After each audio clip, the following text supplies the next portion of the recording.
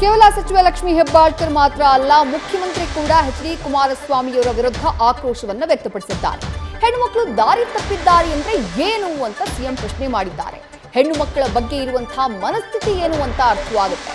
ಹೆಣ್ಣು ಮಕ್ಕಳ ಬಗ್ಗೆ ಅವರಿಗಿರುವಂತಹ ಭಾವನೆ ಏನು ಅಂತ ತಿಳಿಯುತ್ತೆ ಅಂತ ಹೇಳಿ ಮಡಿಕೇರಿಯಲ್ಲಿ ಕುಮಾರಸ್ವಾಮಿ ವಿರುದ್ಧ ಸಿಎಂ ಸಿದ್ದರಾಮಯ್ಯ ವಾಗ್ದಾಳಿ ಮಾಡಿದ್ದಾರೆ.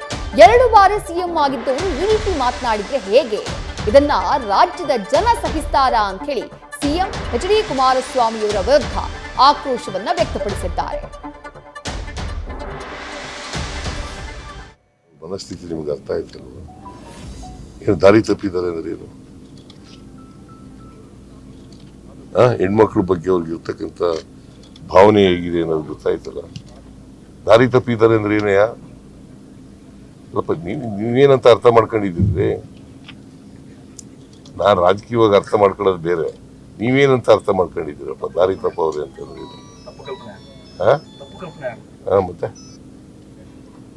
ಒಬ್ಬ 2 ಸಾರಿ ಚೀಫ್ ಮಿನಿಸ್ಟರ್ ಆಗಿದ್ದವ್ರು ಈ ತರ ಹೆಣ್ಮಕ್ಳ ಬಗ್ಗೆ ಮಾತಾಡಿದ್ರೆ ಜನ ಸಹಿಸ್ಕೊತಾರ? ಇದನ್ನ ಹೇಳಿ ನೀವೇ. ನ್ಯೂಸ್ ಫಸ್ಟ್ ನಿರ್ಭೀತಿಯಿಂದ ನಿಮ್ಮ ಪರವಾಗಿ.